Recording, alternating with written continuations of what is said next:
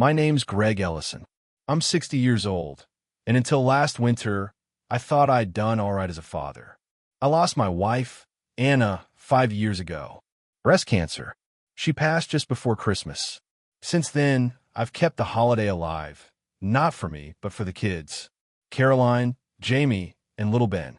Well, he's not little anymore. 32 and barely calls.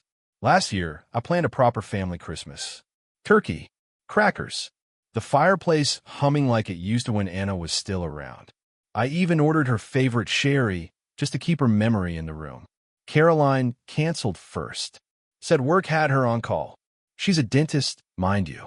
Jamie followed with a text, skiing in Austria with his new girlfriend. Ben didn't even answer my calls. Sent a group message on Christmas morning. Sorry, Dad.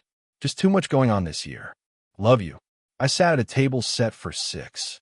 The candles burned down on full plates. I poured a glass of Anna's sherry, then another. That was the moment something shifted. I'd given my life for them, worked overtime, skipped holidays, paid debts they didn't know about. And here I was alone. Again. This time, I decided would be the last. If this quiet heartbreak resonates, share and leave a comment. Shout out to Sarah M65 for your thoughtful message last week. Drop your name below. I might just shout you out in the next story.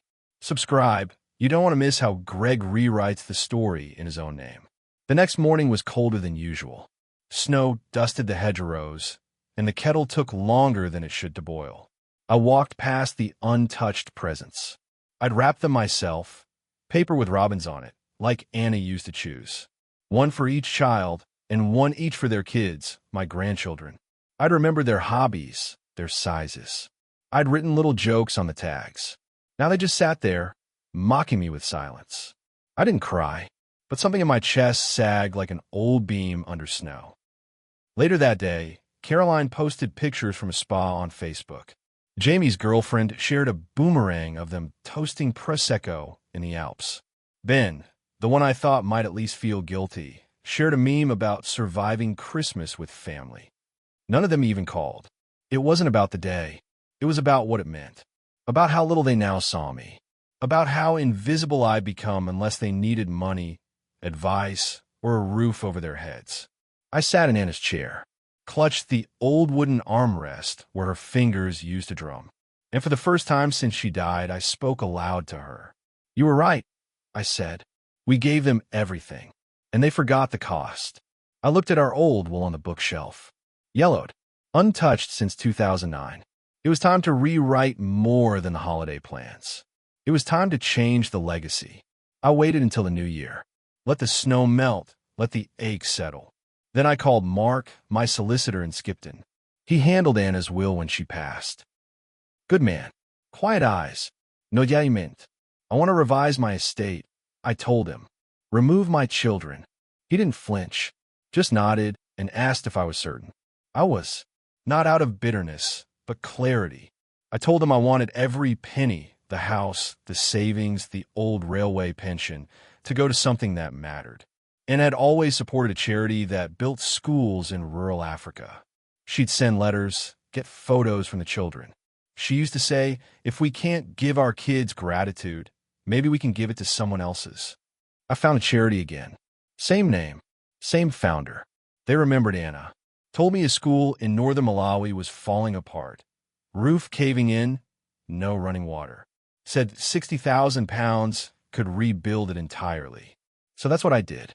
I changed the will, drew up the transfer, even sent them her picture, told them to hang it in the school office. Mark asked if I wanted to inform the kids. I told him no. Let them find out the same way I found that empty table. Late and too quietly to fix, it was Caroline who finally called in March. Hey, Dad. Just realized we never properly caught up after Christmas. Sorry about that. Been hectic. I told her it was all right, that I understood. And I did. Not what she said, but what she'd shown. Then came Jamie, needing help with a mortgage top-up, and Ben, calling after he'd been laid off. They all returned, one by one, as if January had wiped the slate clean. I never mentioned the will. Then, in April, I sent them each a letter. Handwritten, nothing cruel, just the truth. I loved you enough to sacrifice everything. But this Christmas, I realized you loved me only when it was convenient. I told them the world had changed, that their inheritance was going to a school in Malawi, that a plaque with their mother's name would hang where children now learn in shelter instead of dust. No threats, no drama, just a decision. Ben never replied. Jamie sent a single-line email. Is this a joke? But Caroline came to the house, stood on the porch with her coat still buttoned, eyes glossy. I didn't realize how much we drifted. I nodded. Neither did I, until you were gone. She looked at the house like it had become foreign. And maybe in some ways it had. The check cleared in June. The charity sent me a photograph in August, a row of smiling children in bright uniforms, standing beneath a new roof with sunlight spilling through the windows.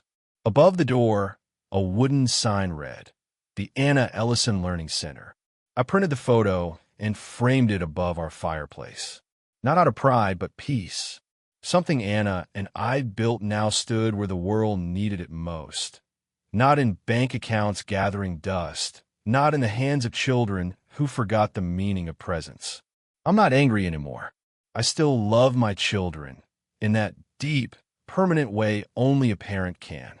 But love, I've learned, doesn't mean enabling disrespect. Sometimes love means letting go and choosing what kind of legacy your life will really leave. They'll find out the full details one day, likely after I'm gone. Maybe they'll understand by then. Maybe not. But somewhere in Malawi, kids are learning to read beneath the name of a woman who believed in giving everything, even when it was never returned. And that, I think, is more inheritance than silence ever was. If this story stirred something in you, don't keep it to yourself.